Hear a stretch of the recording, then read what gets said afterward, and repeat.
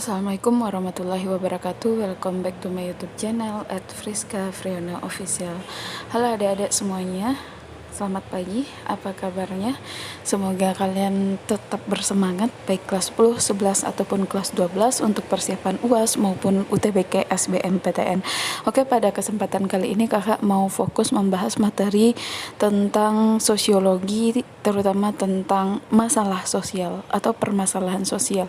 Oke, sebelum kita masuk pada materi kita hari ini, jangan lupa untuk like, komen, dan subscribe, dan juga jangan lupa untuk membunyikan lonceng notifikasinya agar video-video kakak dapat langsung muncul di beranda kalian, dan semoga video ini bermanfaat dan YouTube ini juga dapat terus berkembang. Langsung saja kita masuk kepada pengertian permasalahan sosial. Apa sih definisi dari permasalahan sosial? Masalah sosial yaitu permasalahan sosial yaitu segala sesuatu yang dianggap oleh masyarakat berbahaya dan harus segera diatasi. Apa sih faktor penyebab munculnya permasalahan sosial? Yang pertama itu adanya perbedaan nilai, adanya perbedaan keyakinan, adanya perbedaan pandangan, adanya perbedaan pengalaman hidup dan periode sejarah. Jadi intinya apa sih yang membuat permasalahan itu ada, yaitu perbedaan yang ada di dalam masyarakat. Sekarang kita lihat itu definisi teori-teori yang membahas tentang permasalahan sosial. Yang pertama itu ada teori fungsionalis, tokohnya ada Emil Durkheim, Talcott Parsons, dan Robert K. Merton. Fokusnya menurut teori ini, permasalahan sosial itu berfokus pada ancaman terhadap tatanan sosial. Nah, pandangannya menurut teori ini, masalah sosial muncul dari kegagalan institusi sosial, kelompok, dan bagian lain dari masyarakat untuk menjalankan fungsinya sebagaimana mestinya. Nah, selanjutnya ada teori konflik, yaitu teori yang dikemukakan oleh tokoh Karl Marx dan Ralph Dahrendorf. Nah, fokusnya itu kontribusinya pada konflik sosial. Kontribusinya pada konflik sosial. Pandangannya, masalah sosial muncul dari eksploitasi kelompok yang kuat terhadap kelompok yang lemah. Nah, yang ketiga itu ada teori interaksi simbolik. Itu tokohnya ada George Hamid, ada Alvin Goffman, dan lain-lainnya ya. Fokusnya menurut teori ini adalah interaksi negatif antar individu. Lalu pandangannya, masalah sosial muncul karena pergaulan dengan para pelanggar hukum dan labelan karakter yang buruk, misalnya kayak pemakai, pecandu, pembohong, pencuri, itu pemberian label yang buruk. Nah, sekarang kita masuk kepada jenis-jenis masalah sosial.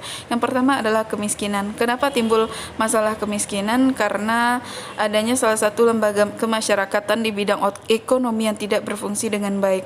Apa faktor penyebabnya? Ada penyakit, ada kecelakaan, ada kebodohan, ada kemalasan, pemborosan, demoralisasi atau rusaknya moral, ada iklim, ada sumber daya alam, ada bencana alam, ada pengangguran, dan pendidikan. Oke, sampai di sini kalian paham? Kalau tidak paham silakan komen supaya kakak bisa memperbaiki penjelasannya dan kalian juga bisa mendapatkan pemahaman yang baik.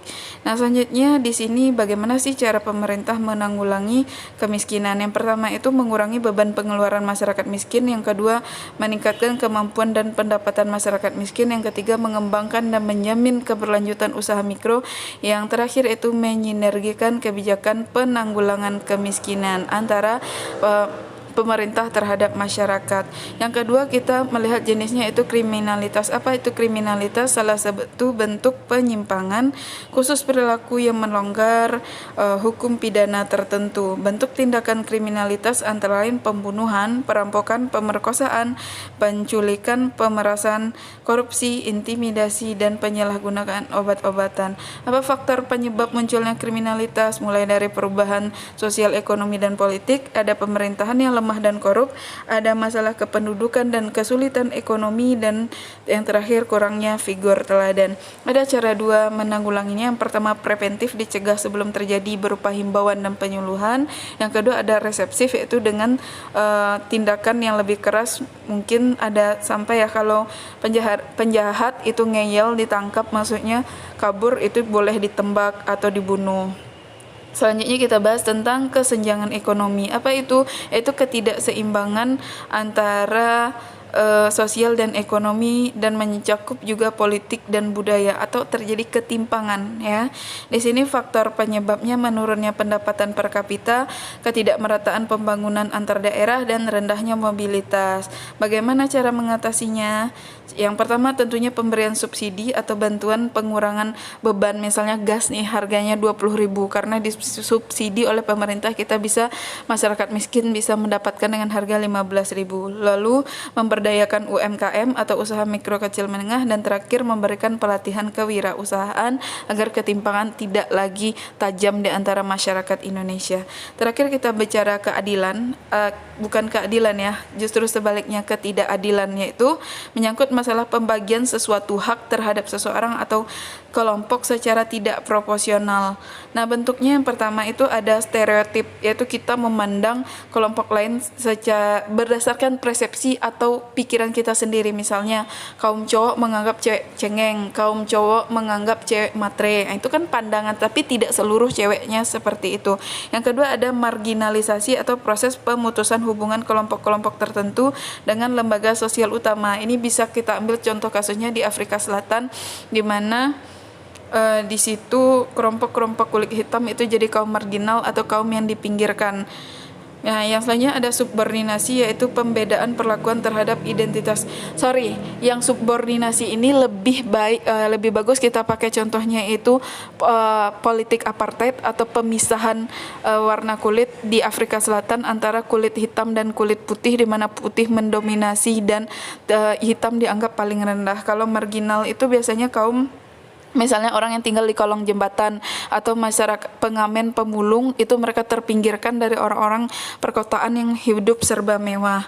Nah, yang terakhir itu dominasi, yaitu kondisi yang dialami oleh individu atau kelompok sejauh bahwa mereka bergantung pada pola hubungan sosial di mana beberapa orang memegang kekuasaan. Artinya terjadi penguasaan dari kelompok yang kuat terhadap kelompok yang lemah. Oke, sekian dulu pertemuan kita hari ini. Kalau ada salah-salah kata kakak mohon maaf. Jangan lupa untuk like, komen, dan subscribe. Kalau tidak tahu tolong tanyakan. Kita ketemu lagi di video selanjutnya. Jangan lupa bunyikan lonceng notifikasinya. Kakak sudahi dengan assalamualaikum warahmatullahi wabarakatuh. See you the next video.